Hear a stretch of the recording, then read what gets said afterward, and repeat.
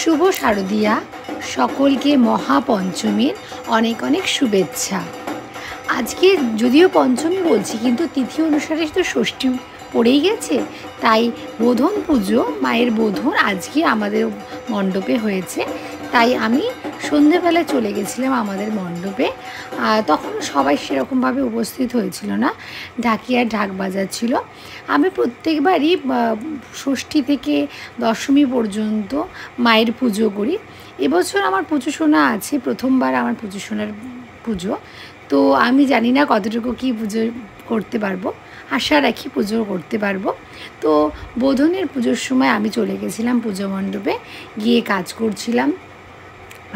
পুজোর আগে বিভিন্ন জোগাড়যন্ত্র করছিলাম আমি, এবং আমার সাথে তন্নি ছিল এবং প্রীতম ছিল।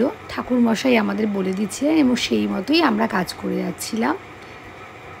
মায়ের মুখটা কি অপূর্ব সুন্দর লাগছে, মায়ের অস্ত্রগুলি মায়ের হাতে দেওয়া হয়েছে। তারপর আমরা টায়রা টিকলি দিয়ে মাকে সাজাচ্ছিলাম। তন্নি মা লক্ষ্মীকে টায়রা টিকলি পরিয়ে দিচ্ছিল, কি সুন্দর লাগছে। ওদিকে প্রীতম ঠাকুরমশাইয়ের সাথে বাকি কাজগুলো করছিল।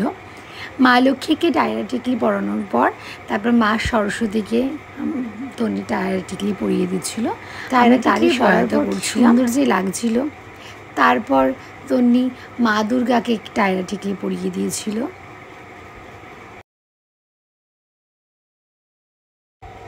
তারপর আস্তে আস্তে মণ্ডপে অনেক লোকই হয়েছিল।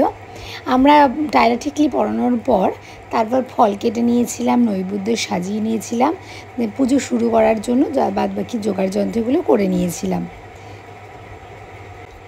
তারপর বোধনের পুজো যেখানটা হবে সেখানে ফল নৈবেদ্য এগুলো সাজিয়ে দিচ্ছিলাম। পুরোহিত মশাই তারপরে পুজো করতে বসেছিল। তারপরে ভিডিও আমার আর করা হয়ে ওঠেনি। এইভাবে প্রত্যেক দিনই আমি পুজো করব আশা রাখি, প্রত্যেক দিনের ভিডিও তোমাদের কাছে তুলে ধরবো। তো এবারে চলো বার্তাটা বাই বাই। সকলকে আবারও শারদীয়ার শুভেচ্ছা এবং অনেক অনেক ভালোবাসা। সকলে ভালো থেকো এবং খুব ভালো করে আনন্দ সহকারে পুজো করো, মা সকলের মঙ্গল করো, এই আশা রাখি। আর তোমাদের যদি আমার ভিডিওটি ভালো লেগে থাকে তাহলে অবশ্যই লাইক, কমেন্ট, শেয়ার এবং সাবস্ক্রাইব করে দিও। আর অবশ্যই আমার পেজটিকে কিন্তু ফলো করতে ভুলো না। Tata, bye bye.